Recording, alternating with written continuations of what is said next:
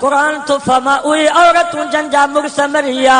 उहे पंहिंजे मुड़सन जे सोग में 4 महीना 10 ॾींहं इंतजार कनि। जॾहिं 4 महीना 10 ॾींहं पूरा थियनि त उन्हनि खे इख्तियार आहे पंहिंजे बारे में जेको फ़ैसिलो वणेनि उहो कनि।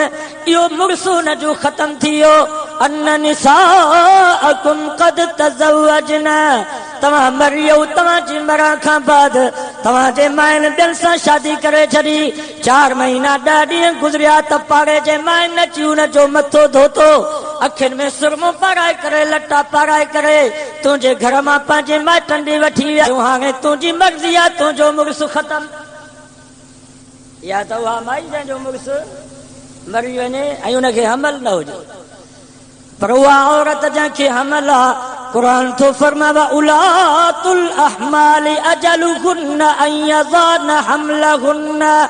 उहा औरत जंहिंजो मुड़ुसु मरी वियो हाणे उनखे हमल आहे उनजी इद्दत हीअ आहे त वज़ा हमल करे ॿार खे ॼणे त इद्दत उनजी पूरी थी वई। उलमा खां तव्हां पुछी ॾिसो हाणे हिकिड़ी औरत आहे उनजो मुड़ुसु मरी वियो सुबुह जो 8 बजे मुड़ुसु मरी हुआसि 9 बजे उनखे पुटु ॼाओ आहे या न्याणी ॼाई आहे मुड़ुस जो जनाज़ो घर में पियो हुजेसि शरीयत हिनखे इजाज़त ॾेई छॾी तुंहिंजो इहो मुड़ुसु ख़तम आहे ॿी जाते तूं शादी कर तुंहिंजी मर्ज़ी आहे। बस जेको तोखे ॾुख पहुतो उन ॾुख जे बदिले में अल्लाह ताला तोखे औलाद वारी नेमत ॾिनी आहे। हाणे तुंहिंजो ॾुख उहो ख़तम आहे हाणे तुंहिंजी मर्ज़ी आहे तूं शादी भली मुड़ुस जो जनाज़ो पियो हुजे औरत खे ॿार ॼाओ आहे इद्दत पूरी थी वई ॿी जाते शादी करे सघे थी इहो मुड़ुसु हिन जो ख़तम।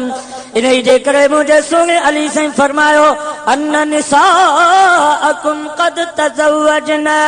यार तव्हां मरी वियो तव्हांजे मरण खां बाद तव्हांजे माइनि ॿियनि सां वञी शादी कई वअमवालकुम क़द कुसिमत